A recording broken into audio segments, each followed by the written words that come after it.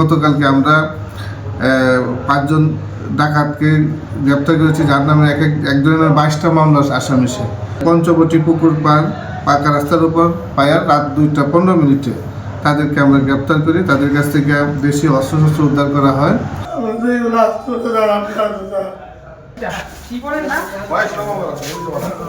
আপনারা জানেন যে ভৈরব থানা একটা মোটামুটি এই সীমান্ত এলাকা হয়, 2-3টা জেলার সাথে সংযুক্ত থাকায় এবং এখানে অনেক বাসমান মানুষ, রেল স্টেশন সহ বাসমান মানুষ থাকায় কিছু চিন্তায় প্রবণ এলাকা। এখানে আমরা নিয়মিতভাবে টহল করে আসতেছি এবং চিন্তায় রোধের সর্বাত্মক চেষ্টা করতেছি।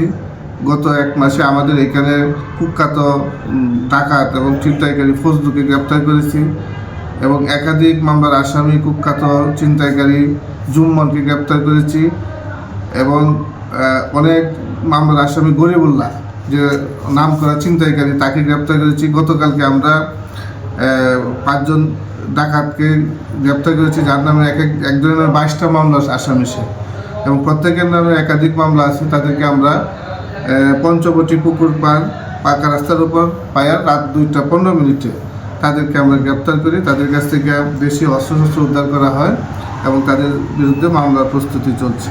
আমরা এখন যে কোনো সময়ের তুলনার চাইতে ভৈরবের বর্তমানে আইন শৃঙ্খলা পরিস্থিতি অনেকটাই ভালো আছে।